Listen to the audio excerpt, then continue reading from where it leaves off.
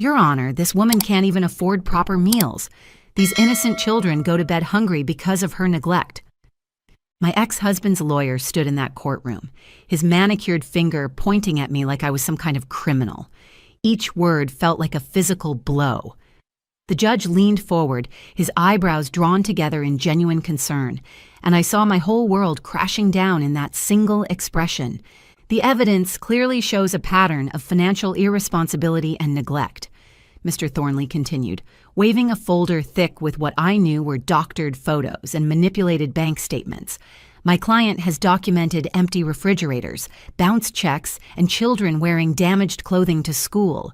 These kids deserve better than a mother who prioritizes her own needs over theirs. I tried to speak.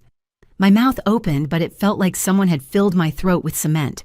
My public defender, Ms. Delane, was shuffling through papers frantically, clearly overwhelmed.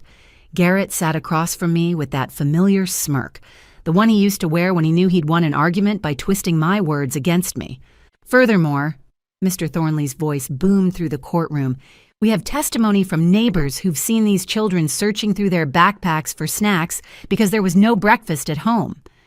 That was a lie, a complete fabrication. But how could I prove it? How could I explain that those neighbors were Garrett's golf buddies who'd never even been to my apartment? Judge Wendell turned to me. Mrs. Morrison, these are serious allegations. Do you have anything to say in your defense? My hands shook as I gripped the edge of the table. 7 years of marriage to Garrett had taught me that defending myself only made things worse. He had a gift for turning my words into weapons against me. But this wasn't just about me anymore. This was about Rosalie and Colton. Your Honor, I work 2 jobs to provide for my children. Every penny goes to their care. These allegations are excuses, Garrett interrupted, even though his lawyer tried to quiet him. She's always making excuses. Our kids need stability, not a mother who's never home. That's when I heard it. A small voice cutting through the tension like a blade through silk. Your Honor? May I say something? Everyone in the courtroom turned.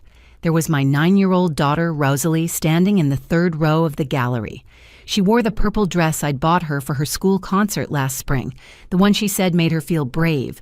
Her little brother Colton sat beside her, his hands folded in his lap, wearing his favorite dinosaur tie that he insisted made him look like a lawyer on TV. Young lady, please sit down. This is a legal proceeding, the bailiff said, though his voice was gentle. Rosalie didn't sit. Instead, she held up a shoebox, the one she'd decorated with glitter and magazine cutouts for her 4th grade memory project. Your Honor, my name is Rosalie Morrison. That's my mom over there, and I have something really important you need to see. Judge Wendell raised his hand to stop the bailiff from moving toward her. What's in the box, Rosalie? She took a deep breath, and when she spoke again, her voice was clear and strong. Receipts, Your Honor. The ones Daddy told me to hide from Mommy's lawyer.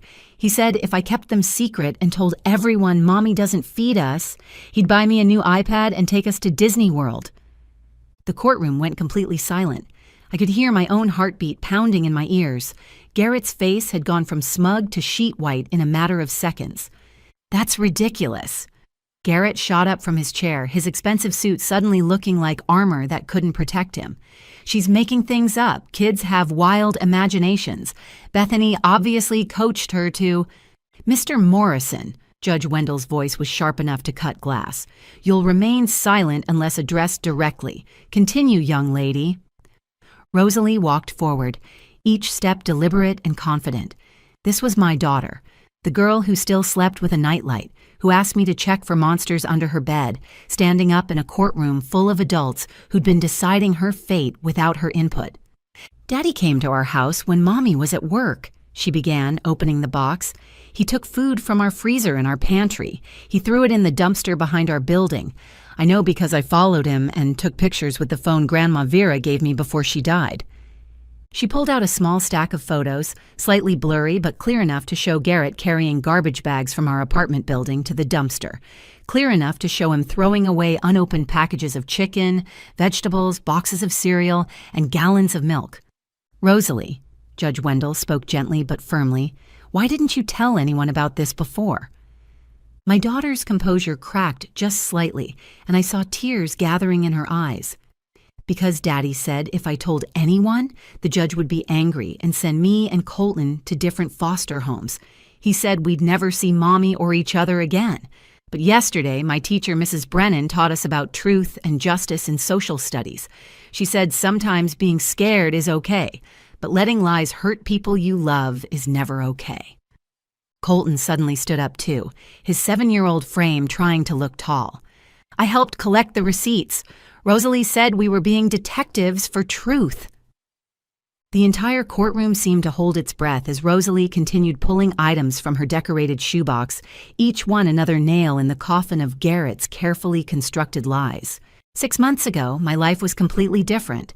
I was Bethany Morrison, working double shifts as a cardiac nurse at Mercy General Hospital, while raising 2 beautiful children. Every morning started the same way. Rosalie would shuffle into the kitchen with her hair sticking up in 12 different directions, asking if she could have pancakes for breakfast even though she knew it was a Wednesday, and Wednesdays meant cereal and toast. Colton would already be at the table, carefully arranging his dinosaur figures in what he called breakfast formation, making sure each one had a good view of his cereal bowl. Our apartment wasn't much to look at from the outside. Second floor of a building that had seen better days, with windows that rattled when the wind picked up and radiators that clanged like ghost drummers in the winter. But inside those walls, we'd built something special. Rosalie's science projects covered every available surface of the living room. Her latest creation, a volcano made from paper mache and too much enthusiasm, sat proudly on the coffee table even though it had already erupted 3 times and left baking soda stains on the carpet. Colton's Lego cities sprawled across his bedroom floor in elaborate configurations that he'd mapped out on graph paper, complete with street names and building specifications. "Mom, did you know that the human heart beats about 100,000 times per day?" Rosalie had announced one evening while I was helping her with homework. "That means your heart at work is super busy helping other hearts keep working." "That's pretty amazing, sweet pea," I'd replied, though my own heart felt like it had been working overtime just trying to keep our little family afloat. The divorce from Garrett had been finalized exactly 3 months earlier. March 15th, a date I'd circled on the calendar with black marker, not in celebration, but as a reminder that I'd survived. He'd left us for Sienna, his 24-year-old personal trainer, who posted motivational quotes on Instagram about living your truth and following your destiny. Apparently, Garrett's destiny involved abandoning his family for someone who thought protein shakes were a food group. "I need a fresh start," he'd announced one January evening, his suitcase already packed by the door. "This isn't working anymore, Beth. We both know it." What I knew was that this meant our family, and isn't working meant he'd found someone younger who laughed at his jokes about cryptocurrency and didn't remind him to attend parent-teacher conferences. The truth was, I felt relief when he left. The last 2 years of our marriage had been like walking through a minefield in the dark. Every word I said could trigger an explosion. If dinner was 5 minutes late, I was disorganized and setting a bad example for the kids. If I asked him to pick up milk on his way home, I was nagging and trying to control him. When I worked extra shifts to pay for Rosalie's science camp, I was choosing work over family. When I took a day off to attend Colton's school play, I was financially irresponsible. But then, 2 months after the divorce was finalized, everything changed. Garrett's parents, Walter and Vera Morrison, passed away in a car accident. They'd been returning from their 50th anniversary celebration in wine country when a drunk driver crossed the median. The tragedy was devastating, but what came next was worse. Their will contained a clause that Garrett had apparently known about all along. Their substantial estate, including 3 rental properties and a portfolio worth over $2 million, would only pass to him if he had primary custody of any grandchildren. Without custody, everything would go to various charities they'd supported over the years. Suddenly, the man who'd forgotten Colton's 7th birthday and had missed 12 of Rosalie's soccer games was Father of the Year. He started showing up for his visitation weekends with presents and promises. He enrolled them in expensive summer camps without consulting me, then used my failure to provide enrichment opportunities as evidence of neglect. "Mommy, why does Daddy keep taking pictures of our apartment?" Colton had asked one Sunday evening after returning from Garrett's house. "What kind of pictures, buddy?" "Everything. Our fridge, our cabinets, my closet, Rosalie's closet. He even took pictures of the bathroom medicine cabinet.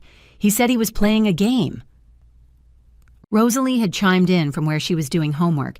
He asked me if I was happy here. When I said yes, he looked angry and said I must not understand what happiness really means. That should have been my wake-up call, but I was drowning in exhaustion, pulling extra shifts to pay for Ms. Delane, the only lawyer I could afford, and she was juggling so many cases that our conversations lasted 5 minutes at most. My family couldn't help much from a distance. My parents lived in Oregon, where Dad was recovering from hip surgery. My brother Nolan was in Maine, dealing with his own custody battle after his ex-wife relocated there with his son. I was fighting this battle alone, armed with nothing but the truth and the hope that justice actually meant something in family court. The custody hearing was scheduled for Thursday morning at 9 o'clock sharp. I'd requested the day off from work 3 weeks in advance, which meant losing not just my base pay, but also the overtime I desperately needed to keep up with bills. My supervisor, Nancy, had given me that look of pity I'd grown to hate, the one that said, "You poor thing," without offering any actual help. I arrived at the courthouse 30 minutes early, wearing my only suit, a navy blue outfit I'd bought 5 years ago for job interviews. The hem had been mended twice, and if you looked closely, you could see where Colton had accidentally gotten marker on the sleeve, but it was professional enough. Ms. Delane met me on the courthouse steps, her arms full of folders and her phone buzzing constantly. "Bethany, I need to be honest with you," she said, barely looking up from her papers. "Thornley is going to come at you hard. He's got a reputation for destroying mothers in custody cases. Just answer honestly and keep your responses short." Inside the courtroom, Garrett was already seated with his legal team.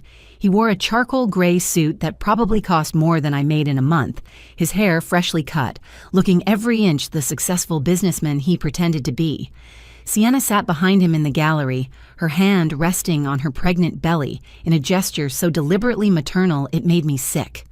Mr. Thornley stood up first, his presence commanding the room like a shark circling prey.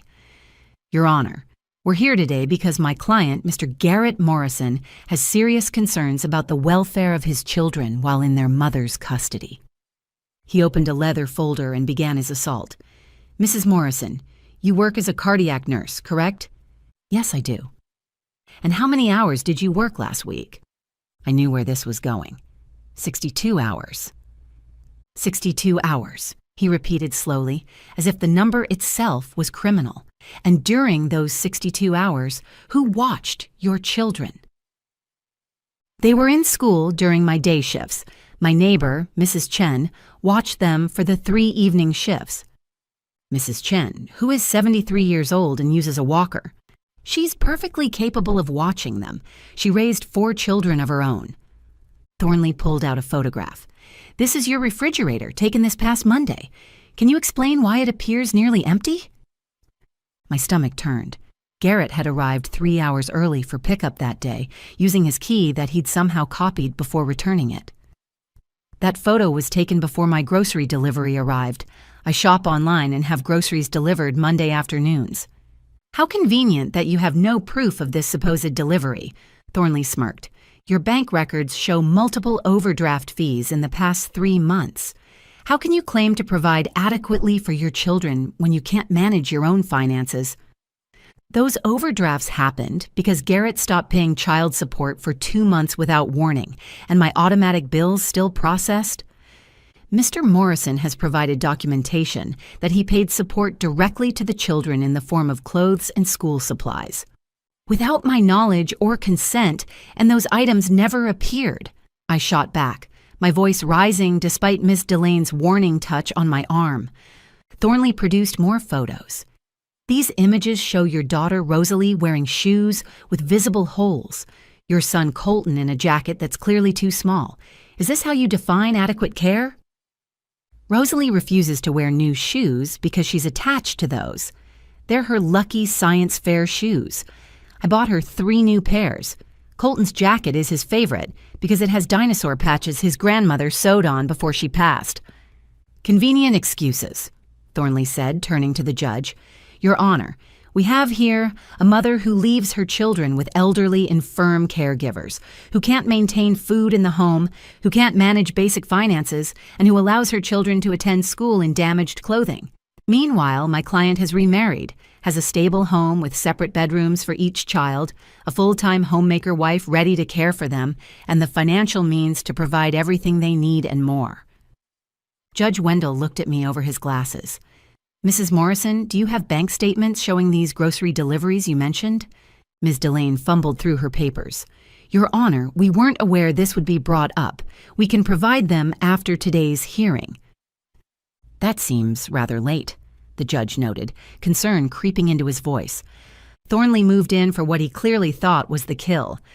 Your Honor, we also have evidence that Mrs. Morrison has been taking prescription medication that could impair her ability to parent. That's insulin, I practically shouted. I'm diabetic. It's insulin. A condition she failed to disclose in initial custody paperwork, Thornley countered smoothly. The walls felt like they were closing in. Every word I said was being twisted, every explanation dismissed. I could see my children slipping away with each accusation, each carefully orchestrated lie. Garrett sat there with that satisfied smile, the same one he'd worn the night he told me no judge would give custody to an overworked, underpaid nurse over a successful businessman with a stay-at-home wife. Judge Wendell's frown deepened as he reviewed the documents in front of him. Mrs. Morrison, these are serious concerns about your children's welfare. Before I make any decisions, I need to understand the full picture of your household situation. My throat felt like sandpaper. Every defense I could think of sounded weak against Thornley's polished accusations. That's when I heard the small voice from the gallery, clear and determined. Excuse me, Your Honor. I need to show you something important. Everyone turned to see Rosalie standing in the third row, holding her decorated shoebox against her chest like armor. Colton stood beside her, his small hand gripping his sister's sleeve. They weren't supposed to be here. I'd arranged for them to stay with Mrs. Chen during the hearing, but somehow they'd found their way to the courthouse. Young lady, please sit down, the bailiff said, moving toward them. Children aren't permitted to interrupt proceedings. But I have evidence, Rosalie said, her voice growing stronger. Real evidence about what my dad's been doing. He told me to hide these receipts, and I know that's wrong. Judge Wendell raised his hand to stop the bailiff. Wait a moment. Young lady, what's your name? Rosalie Morrison, Your Honor. I'm 9 years old, and this is my brother, Colton. He's 7. That's our mom over there, and she's telling the truth about everything. Garrett jumped up from his seat, his face flushing red. Your Honor, this is highly inappropriate. These children shouldn't even be here. They're obviously being coached. Mr. Morrison, sit down immediately, Judge Wendell commanded. His attention returned to Rosalie. What receipts are you talking about? Rosalie walked forward, her sparkly shoes squeaking on the polished floor. She stopped directly in front of the judge's bench and opened her shoebox. Your Honor, my dad came to our apartment when Mom was at work. He threw away our food and took pictures to make it look like Mom doesn't feed us, but I kept all the receipts from when Mom bought groceries. She pulled out a handful of receipts, holding them up. This one is from last Monday. Mom spent $247 on groceries.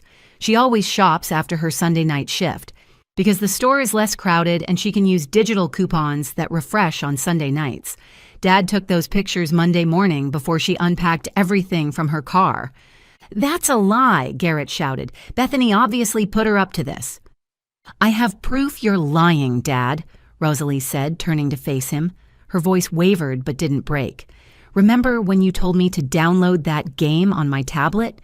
You didn't know it had a screen recorder running in the background. It recorded everything you said when you were at our house. She pulled out a small tablet from the box. You made me promise not to tell anyone you were throwing our food away. You said if I helped you, we could live in a big house with a pool. But if I didn't help, Mom would go to jail and Colton and I would be separated forever. Colton suddenly spoke up, his young voice cutting through the tension. He made me lie too. He told me to tell my teacher I was hungry, but Mom always makes us breakfast. Always. Even when she worked all night, she makes us French toast sticks we can heat up ourselves. Miss Delane finally found her voice. Your Honor, we'd like to submit these items as evidence and request they be properly reviewed. Judge Wendell nodded slowly. Rosalie, bring the box here, please. As Rosalie approached the bench, she continued pulling out items. Here's the receipt for my new shoes. 3 pairs, just like Mom said. But I told her I only wanted to wear my lucky ones because I won my science fair in them. Here's the receipt for Colton's inhaler, the one Mom bought instead of getting her own medicine because insurance would only cover 1 prescription that month. She pulled out a small notebook covered in unicorn stickers. I wrote down all the times Dad came over when Mom wasn't home. January 18th, he put water in the milk to make it look spoiled. February 3rd, he took batteries out of the smoke detector and told us to tell the social worker about it. February 22nd, he practiced with us what to say in court, but everything he wanted us to say was a lie. Your Honor, Thornley interjected, his composure finally cracking. These are children. They can't possibly understand the complexities of what they're saying. This is clearly parental alienation. Mr. Thornley, Judge Wendell's voice was ice cold. I've been doing this for over 2 decades. I know the difference between a coached child and one who's been carrying the weight of adult deception. Please continue, Rosalie. Rosalie reached into the box one more time, pulling out a folded piece of paper. This is the letter I wrote to Grandma Vera before she died. I told her everything Dad was doing because I was scared. She wrote back and told me to be brave and tell the truth when the time was right. She said the truth always finds a way to shine through darkness. She handed the letter to the judge. The time is right now, Your Honor. My mom works hard to take care of us. She reads to us every night, even when her voice is tired. She helps with homework, even when she hasn't slept. She never misses our important stuff, and she never, ever lets us go hungry. My dad is lying about everything because he wants money from Grandma and Grandpa's will. He told his girlfriend Sienna that once he gets custody, he'll send us to boarding school anyway. The courtroom had fallen completely silent except for the sound of Garrett's heavy breathing and the scratch of Judge Wendell's pen as he took notes. There's one more thing, Your Honor, Rosalie said, reaching into the very bottom of her shoebox. She pulled out a small digital recorder, the silver one her grandmother had given her for her 8th birthday. Grandma Vera gave me this before she passed away. She said to use it if I ever needed to remember something important. She pressed the play button, and Garrett's voice filled the courtroom, crystal clear and undeniable. Listen, Princess, when the judge asks you questions, you need to tell him you're hungry at Mommy's house, okay? Even if it's not true. It's like playing pretend, the same way you pretend to be a scientist. Rosalie's recorded voice responded, But lying is wrong, Daddy. You always said lying is wrong. This is different, sweetheart. Sometimes adults need to bend the truth to make things better. If you help Daddy, I'll buy you that microscope you wanted, the professional one that costs $800, and we'll go to Disney World, just the 3 of us. What about Mom? Mommy will be fine. She just needs to learn that Daddy knows what's best for you and Colton. Now let's practice again.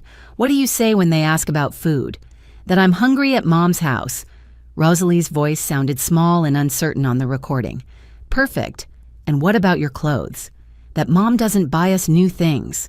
Excellent. Remember, if you don't help Daddy with this, I might have to move to California with Sienna. Her family has business there. You'd never see me again, and you know how sad that would make Colton.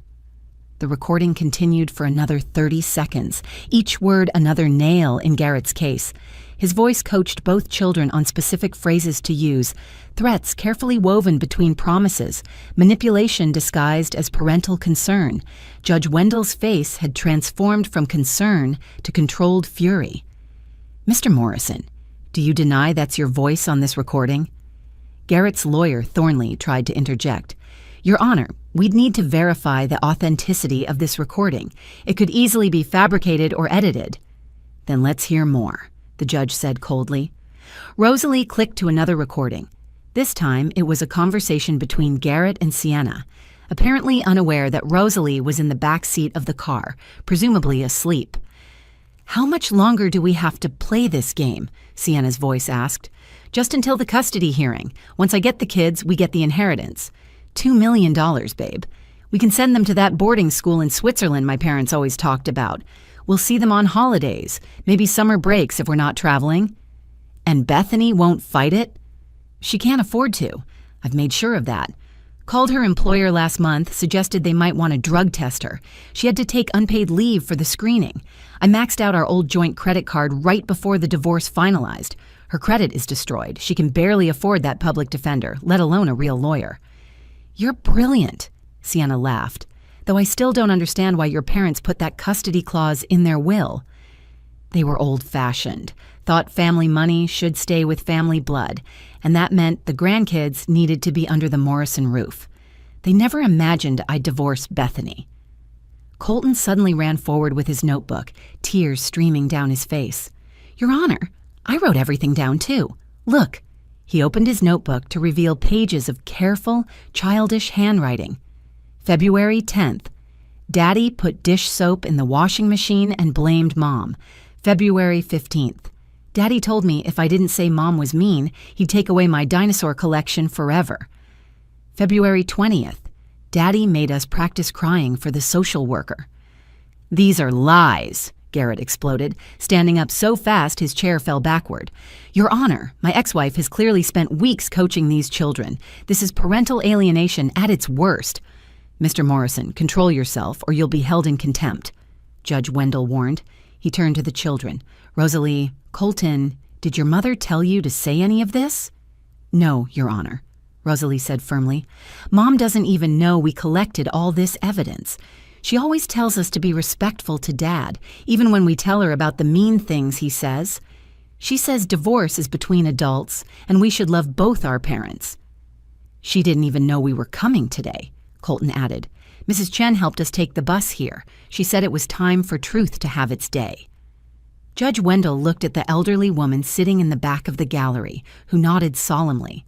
Your Honor, Ms. Delane stood up, finding her strength at last. I move for immediate dismissal of Mr. Morrison's custody petition and request full custody be awarded to my client with supervised visitation only for Mr. Morrison pending a full investigation. I'm inclined to agree, Judge Wendell said, his voice heavy with disgust. Mr. Morrison, what I've witnessed today is one of the most egregious cases of custodial interference and child manipulation I've encountered in 23 years on this bench. You've attempted to use your own children as weapons against their mother, bribing them, threatening them, and teaching them to lie to officers of the court. He looked at me then, and his expression softened. Mrs. Morrison, I apologize for what you've endured today. It's clear you've been the victim of a calculated campaign designed to separate you from your children for financial gain. Your children's bravery in coming forward with the truth speaks volumes about the values you've instilled in them despite these terrible circumstances. Turning back to Garrett, his voice became steel again. Mr. Morrison, I'm granting full custody to Mrs. Morrison effective immediately. You'll have supervised visitation only, pending a full investigation by Child Protective Services. You're ordered to pay all court costs, Mrs. Morrison's legal fees, and 3 months of back child support immediately. Furthermore, I'm referring this case to the District Attorney's Office for potential criminal charges, including fraud, witness tampering, and custodial interference. The gavel came down with a finality that seemed to echo through my bones. 6 weeks have passed since that day in court, and our small apartment feels different now. Not bigger or fancier, but lighter somehow, like someone opened all the windows and let years of held breath finally escape. Rosalie's science projects still cover every surface, but now she works on them while humming, not with the quiet intensity of a child carrying secrets. Colton's Lego cities have expanded into the hallway, complete with a new courthouse where truth always wins, according to the sign he made from cardboard. Garrett is facing criminal charges for custodial interference, fraud, and witness tampering. His assets were frozen pending investigation, which means Sienna left him 2 weeks after the hearing. She posted on Instagram about removing toxic people from your journey and choosing self-love over complicated situations. I almost felt sorry for him until I remembered how he'd tried to steal our children for money. The real surprise came from Garrett's extended family. His sister Claire, whom he'd told me wanted nothing to do with us after the divorce, called me crying. Bethany, I had no idea. He told us you wouldn't let him see the kids. We believed him. She's been visiting every Sunday, teaching Rosalie advanced chemistry experiments and bringing Colton books about paleontology. His cousin Marcus, a lawyer himself, offered to help me recoup the financial damages from Garrett's sabotage. Family isn't about blood, he said. It's about truth and loyalty. You and the kids are our family. Walter and Vera's estate executor contacted me last week. Apparently, there was a secondary clause in their will that Garrett hadn't known about. If he was found to be an unfit parent through legal proceedings, the grandchildren's education trusts would activate immediately, managed by an independent trustee until they turn 25. Rosalie's science camp is paid for through graduate school. Colton's future is secure. Vera had apparently suspected her son's true nature and planned accordingly. "Mom, are you mad at us for keeping secrets?" Rosalie asked me one evening as I tucked her into bed, still wearing those sparkly shoes she refuses to throw away. "Never, sweet pea. You were protecting our family the only way you knew how, but you shouldn't have had to be that brave." "I'm glad I was," she said simply. Mrs. Brennan was right in social studies. Sometimes the truth needs a voice, even if it's a small one. "When did you become so wise?"